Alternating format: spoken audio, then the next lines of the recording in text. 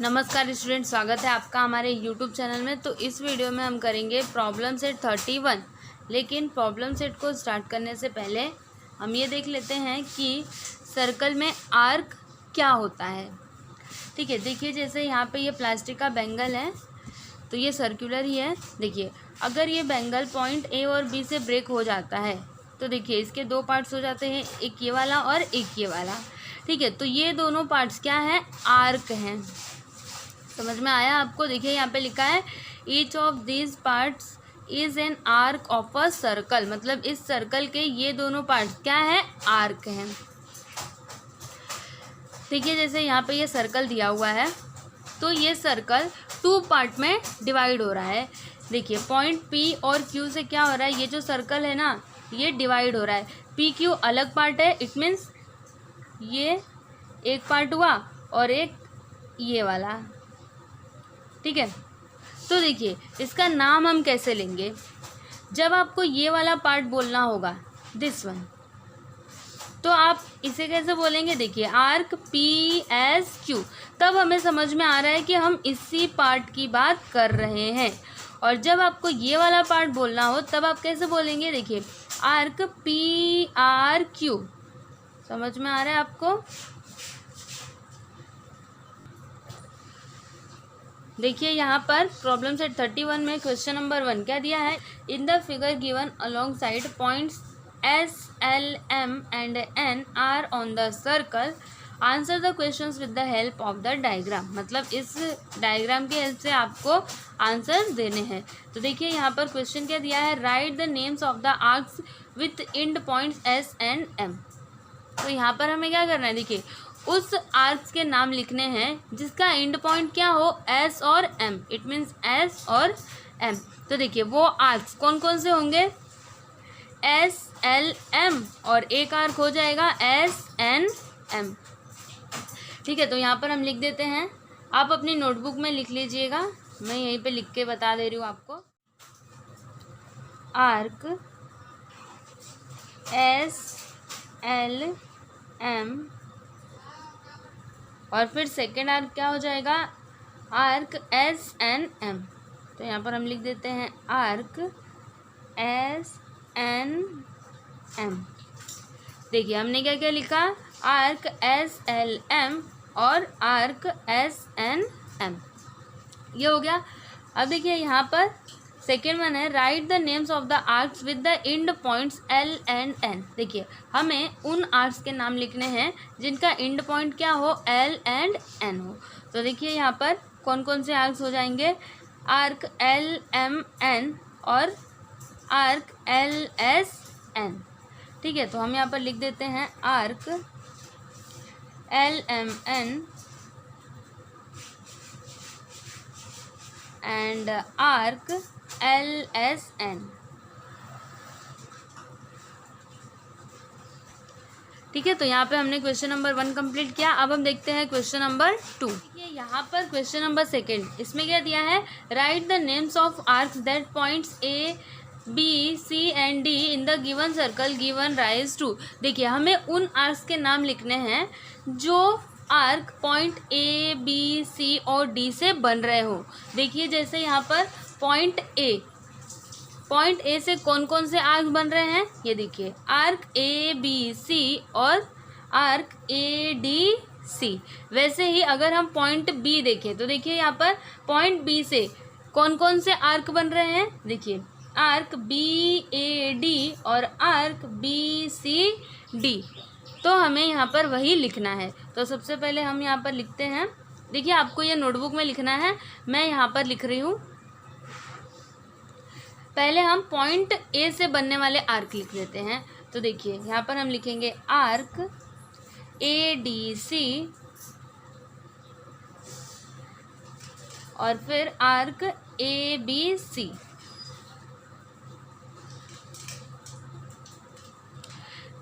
अब हम यहाँ पर लिखते हैं पॉइंट बी से बनने वाले आर्क। देखिए तो यहाँ पर हम लिख देंगे arc B A D and arc B C D. फिर अब हम सी से बनने वाले आर्क लिखते हैं।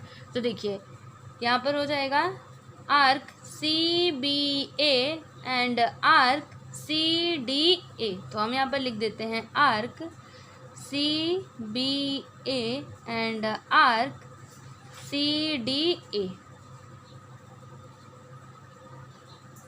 फिर यहाँ पर हम पॉइंट डी से बनने वाले आर्क्स लिख देते हैं। तो ये देखिए यहाँ पर आर्क डी ए बी और arc D C B, D A B and arc D C B.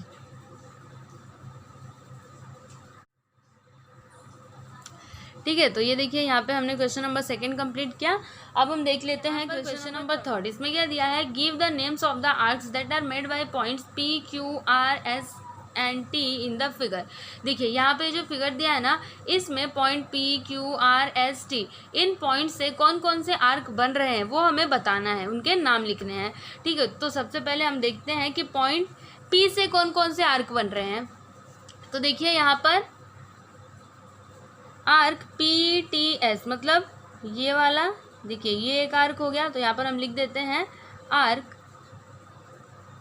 P T S. फिर देखिए आर्क पी क्यू एस, ये भी तो एक आर्क ही है ना, तो यहाँ पर आप लिख दीजिए आर्क पी क्यू एस। फिर उसके बाद देखिए और कोई आर्क, देखिए यहाँ पे ये बन रहा है आर्क पी आर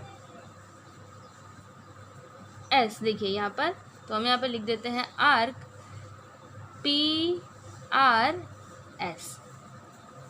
ठीक है, वैसे ही अब हम देखते हैं कि पॉइंट टी से कौन कौन से आर्क बन रहे हैं। तो यहाँ पर हम सेकेंड नंबर डाल के करते हैं। देखिए आर्क टी से कौन कौन से आर्क बन रहे हैं, देखिए आर्क टी पी आर। तो यहाँ पर आप लिख दीजिए टी पी आर। फिर आर्क टी एस आर, देखिए आर्क टी एस आर यहाँ पर लिख देते हैं। फिर आर्क, और कौन सा आर्क बन रहा है, देखिए यहाँ पर टी क्यू आर। तो यहाँ पर आप लिख दीजिए आर्क टी क्यू आर। ठीक है, तो ऐसे ही हमें पॉइंट एस का भी लिखना है, आर का भी लिखना है और क्यू का भी लिखना है। तो ये आप लिख सकते हैं, बहुत ही इजी है। जैसे हमने यहाँ पर पॉइंट पी और टी का किया ना, वैसे ही आपको क्यू आर एस का भी करना है। ठीक है, अब यहाँ पर देखिए क्वेश्चन नंबर फोर्थ है, measure and note down the circumference of different circular objects. It is convenient to use a measuring tape for this purpose.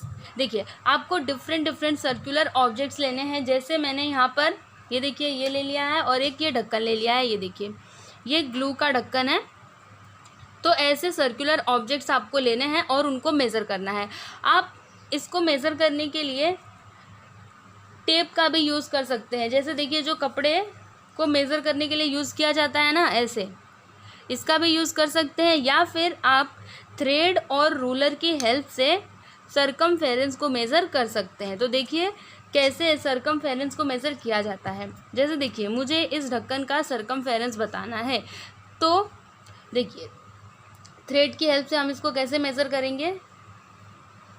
ये देखिए यहाँ पर कहाँ तक आ रहा है, यहाँ पर आ रहा है ना। तो देखिए इतना जो पार्ट है ना, आप इसको इस रूलर पे मेज़र करिए कि कितने सेंटीमीटर का हो रहा है। तो ये देखिए ये है इसका स्टार्टिंग पॉइंट।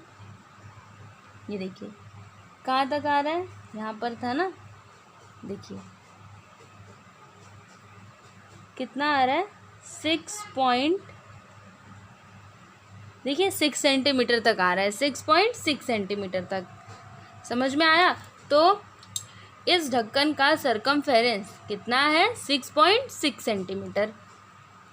वैसे ही सपोज करिए कि हमें इसका सर्कमफेरेंस बताना है, तो आप चाहे तो रूलर और थ्रेड का यूज़ कर सकते हैं, या फिर आप मेजरिंग टेप का यूज़ करके इसको मेज़र कर सकते हैं। देखिए इसको कैसे मेज़र करना है। ये देखिए आपको ऐसे रखना है इसे। देखिए इसका एंड पॉइंट कहाँ पर आ रहा है, यहाँ पर आ रहा है ना। ये देखिए यहाँ पर। मतलब ये जो ढक्कन है इसका सरकमफेरेंस कितना है, ये देखिए यहाँ पर आ रहा है, यहाँ पर आया था, तो ये है 10.5। मतलब इस ढक्कन का सरकमफेरेंस है 10.5 सेंटीमीटर। ठीक है, तो ऐसे ही आपके घर में और भी ऑब्जेक्ट्स होंगे जो कि सर्कुलर होंगे, तो उनको आप मेज़र करिए और फिर उनके सरकमफेरेंस को नोट डाउन करिए। ठीक है, तो यहाँ पे हमने प्रॉब्लम सेट 31 कंप्लीट किया। अब प्रॉब्लम सेट 32 वो हम नेक्स्ट वीडियो में करेंगे, जिसका लिंक आपको डिस्क्रिप्शन में मिल जाएगा। आपको ये वीडियो कैसा लगा आप प्लीज़ हमें कमेंट करके ज़रूर बताइए, और अगर आपको ये वीडियो अच्छा लगा तो आप हमारे वीडियो को लाइक कर दीजिए, शेयर कीजिए, और अगर आप हमारे चैनल पर नए हैं तो हमारे चैनल को सब्सक्राइब कीजिए, क्योंकि 5th स्टैंडर्ड के सभी वीडियोज़ आपको इसी चैनल पर मिलने वाले हैं। Okay, so thank you.